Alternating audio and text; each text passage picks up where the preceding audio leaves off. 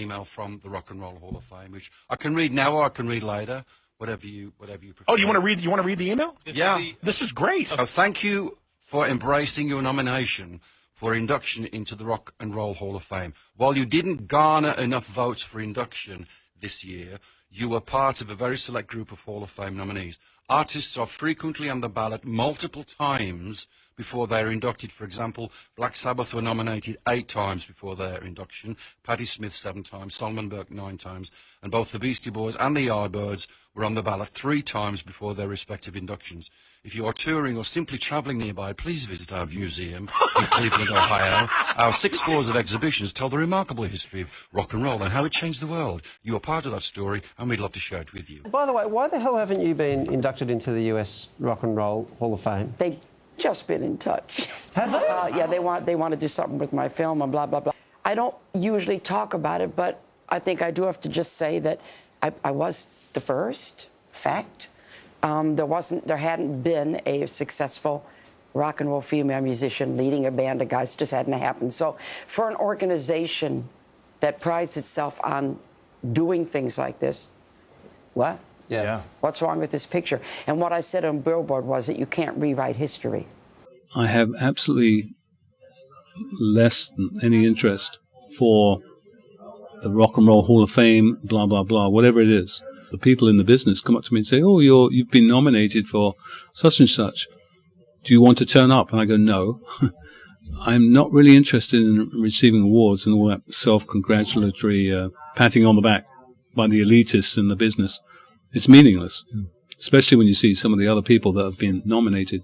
I think we're the bitter pill that they had to swallow. At some point, their credibility is so in question because it's 14 years since we've been eligible.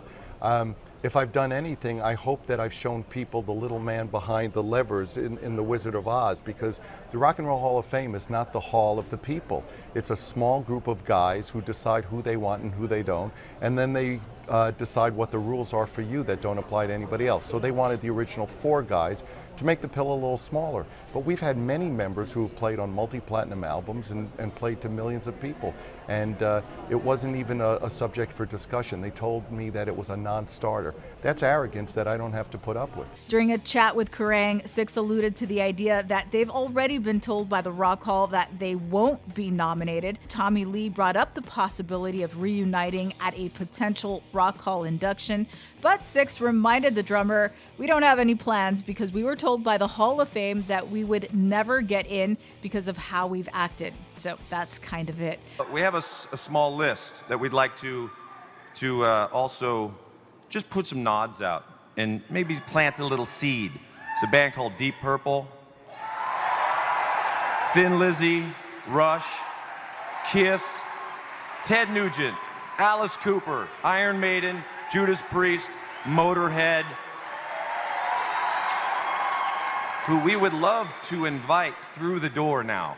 Oh, I wish the Rock and Roll Hall of Fame was really rock and roll. I think the most egregious insult to Bo Diddley and Chuck Berry and Little Richard and Jerry Lee Lewis et al.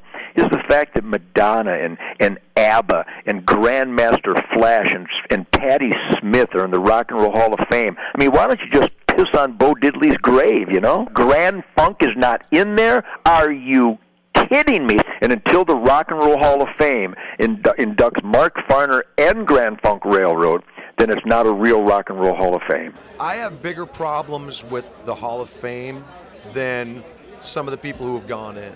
Mine has more to do with the fact that until this year, Cheap Trick and Deep Purple weren't in. That to me is disrespectful on a whole other level, you know? Does NWA deserve to be in? Goddamn right they do. But did Cheap Trick and Deep Purple deserve to be in years before they got in? You damn right they did. So that whole organization needs to figure out who they're going to honor and when, because there are still bands right now who aren't in that should be. Axl Rose has written a strongly worded open letter to the Hall of Fame, his fans, and anyone else who cares, declining his induction as a member of Guns N' Roses. He states that because of the animosity between the original band members stemming from their fallout in 1996, it would be an awkward situation. The nominating committee of the Rock and Roll Hall of Fame is so fucked up, and they're just so inbred, and they're so off course. I think the only reason that I was asked to be in it now is because they had to do a TV show, and that's all the Hall of Fame was. There is no Hall of Fame. There was no party. They didn't introduce any of the inductees or the inductors. We never saw each other. There never was a little thing where they said, hey, this is the Hall of Fame, and we're raising money, and we're doing these music education programs and all that stuff. It was like, shut the fuck up. If you don't do what we tell you to do, we're going to cut you from the show. Next to the Sex Pistols, rock and roll and that Hall of Fame is a piss stain. Your museum, urine and wine. We're not coming. We're not your monkey. And so what? Fame at $25,000 if we paid for a table, or $15,000 to squeak up in the gallery goes to a non-profit organization selling us a load of old famous? Congratulations. If you voted for us, hope you noted your reasons. You're anonymous as judges, but you're still music industry people. We're not coming. You're not paying attention. Outside the shitstorm is a real Sex Pistol.